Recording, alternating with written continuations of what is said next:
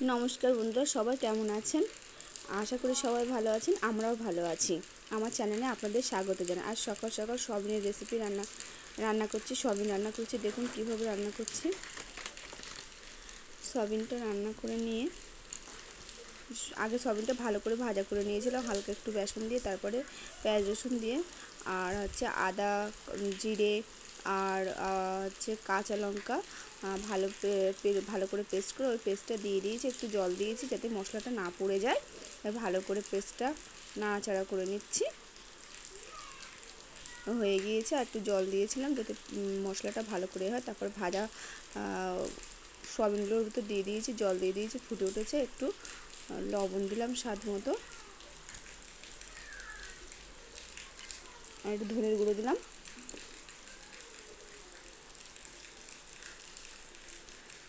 তারপরে ঘি দিয়েছি আর গরম মশলা দিয়েছি, তার আগে দিয়ে নামিয়ে নিয়েছি।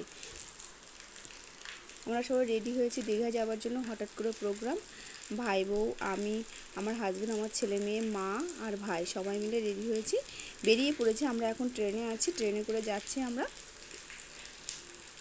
উল্টোডাঙা। ওখান থেকে আমরা এখন ট্রেনে বসে আছি, সবাই হাসাহাসি, কত মজা হচ্ছে। দীঘায় যাওয়ার জন্য বেরিয়ে পড়েছি। এখন বসে আছি আমরা বাস স্ট্যান্ডে, বাসের জন্য অপেক্ষা করছি। তখন রাত প্রায় 10:30 বাজে। কি গরম লাগছিল আমার, বসে আছি সবাই মিলে। এখন বাস চলে এসেছে, বাসে উঠে পড়েছি। আমার মেয়ে আর আমি বসে বসে পোস্ট দিচ্ছিলাম একটু। আমরা জানলা ধারে বসেছিলাম, খুব ভালো লাগছিল। বাইরে কি গরম, তারপর একটু বাসে উঠে একটু রিল্যাক্স হই।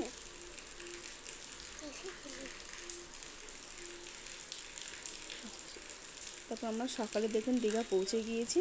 এই যে সকালবেলা আমরা দীঘা পৌঁছে গিয়ে ব্রেকফাস্টের জন্য যাচ্ছি, মা, আমি, ভাই বউ সবাই মিলে। আমিও একটু রাস্তায় সবাই করছে, রান্না বান্না হচ্ছে, আমিও একটু ভিডিও করে নিয়েছিলাম। যাচ্ছি সবাই মিলে। এত খিদে পেয়েছে না, গিয়ে পেটায় পরোটা আর সবজি খাওয়া শুরু করে দিয়েছি।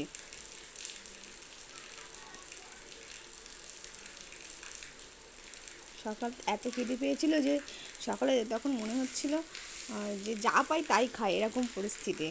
আমার হাজব্যান্ড খাচ্ছে দেখুন।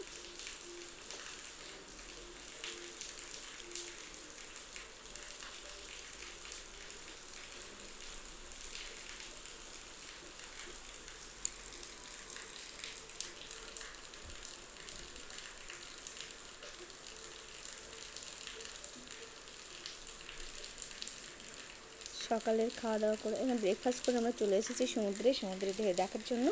দেখুন কত সুন্দর ঢেউ, কি অপূর্ব লাগছিল, খুবই ভালো লাগছিল। খানিকক্ষণ মুগ্ধ হয়ে শুধু সমুদ্র দেখতেই আছি, এত সুন্দর ঢেউ আসছিল। দেখুন কি অপূর্ব।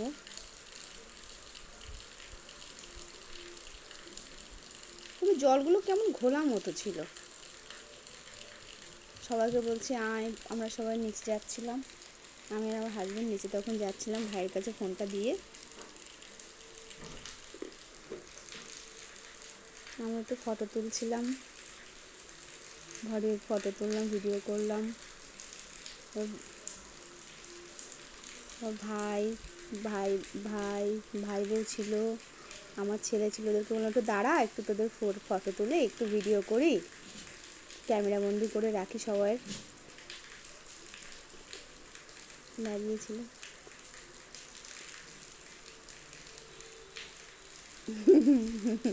আমার ভাইকে বলছে একটু স্টাইল দে, একটু পিয়ার ঘাড়ে হাত দে, তাই বলছি, তাই ও মজা করছে।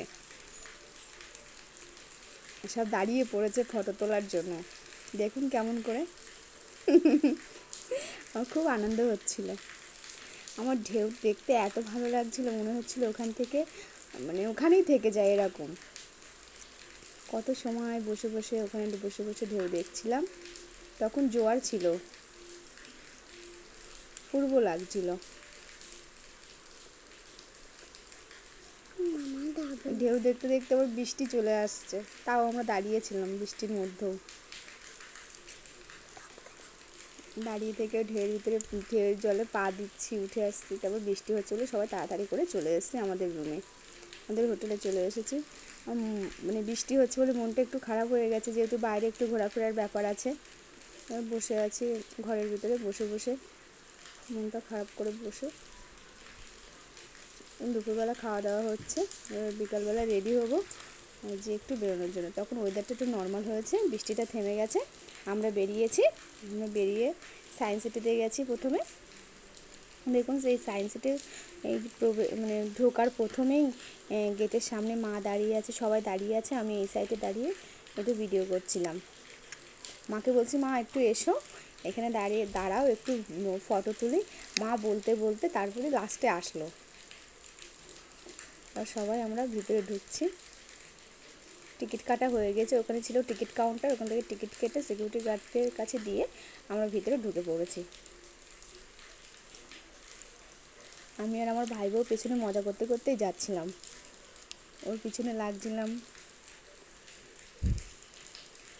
দেখুন এখানকার সায়েন্স সিটিটাও সুন্দর, খারাপ না। এই ভিতর দিয়েই গিয়েছি, যাচ্ছি।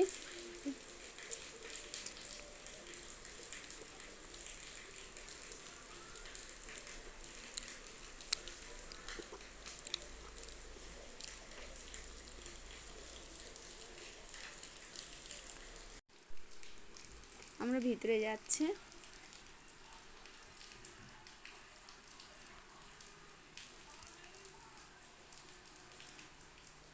ওই সামনে একটা যে গম্বুজ মতো দেখা যাচ্ছে, ঘর মতো, ওইখানে একটা শো হচ্ছিল, মানে সোলার সিস্টেম শো। আমরা ওই শোটা দেখতে যাচ্ছিলাম সবাই মিলে। আমি একটু সাইডের ভিডিও নিচ্ছিলাম, বেশ ভালোই লাগছিল। বৃষ্টি হয়েছে তো, রাস্তাগুলো সব ভিজা ছিল, কোনো কোনো জায়গায় জলও জমেছিল হালকা হালকা। আমার ছেলে, আমার মা, আমার হাজব্যান্ড ওরা আগে, আমার ছেলে তো সবার আগে যাচ্ছে, ওর ওই মানে শোটা দেখার এত ইচ্ছা। আমরা পিছন পিছন যাচ্ছি। প্রথম প্রথম ভিডিও করছি তো, ভিডিওটা একটু কেঁপে কেঁপে গেছে, প্লিজ কেউ কিছু মনে করবে না, ধৈর্য ধরে একটু দেখবেন। এবার ওখান থেকে আসার পরে এখানে চলে এসেছি। শোটা দেখার সময় না মানে ফোন অ্যালাউ ছিল না, ওই জন্য আমি কোনো ভিডিও নিতে পারিনি বা ভিডিও করতেও পারিনি। এবার এখানে কোনো ব্যাপার ছিল না, এখানে সবটাই নিতে পেরেছিলাম। তো এখানে মানে কোনটা আমি বুঝিয়ে বলবো, তো আমি একবারে সব ভিডিও করে নিয়েছি। আমার ছেলে আবার আমাকে বুঝিয়ে বুঝিয়ে বলছে, মা এটা এই, ওইটা ওই।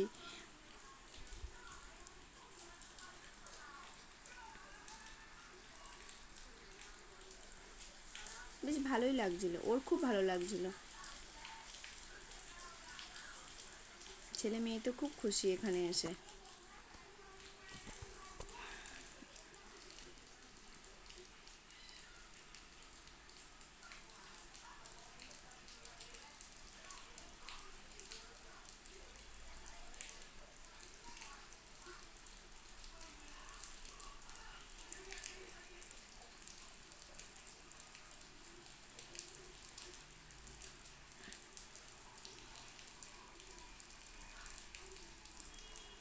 আমাকে বলছে, মা দেখো সামনে মোনালিসার ফটো, এই সেই।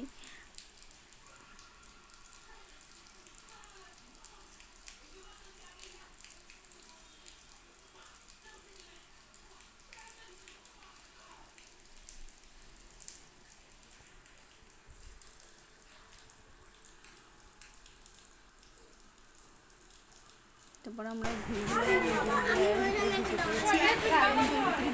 সব জিনিস একই রকম লাগছে, রাস্তায় পাচ্ছি এরকম মনে হচ্ছে, বেশ মজা হচ্ছে।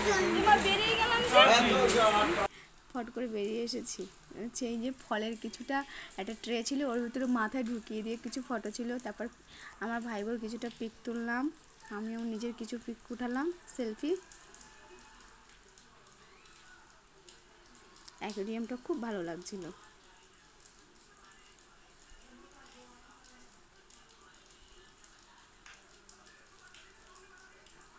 আমি কিছু নিজে পিক তুলে নিয়েছি। আর এখান থেকে সোজা চলে এসেছি ঢেউসাগরে। এই যে আমরা এন্ট্রি করে ওখানে টিকিট ছিল, টিকিট কাউন্টারে টিকিট কেটে ভিতরে ঢুকে পড়েছি, সবাই যাচ্ছি। সব মানে রাস্তাগুলো সব ভিজা ছিল, যেহেতু বৃষ্টি হয়েছে দুপুরবেলা, খুব রাস্তাগুলো ভিজে ছিল। জিরাফগুলো এত সুন্দরভাবে দাঁড়িয়ে আছে দেখুন। ঢেউসাগরটার উপরে যে লাইটিং করা, অ্যাকচুয়ালি ঢেউসাগরটা না সম্পূর্ণটা লাইটিংয়ের উপরে, এত সুন্দর লাইটিং করেছে এটা, মানে খুব সুন্দর লাগে। রাত্রিবেলা গেলে খুব সুন্দর লাগে, আমাদের তো খুব ভালো লেগেছে। তার সাথে আকাশটাও যেন একেবারে মানে ও যেন মনে হচ্ছে আমাদের সাথে ঘুরতে এসেছে, এমন একটা লাগছে।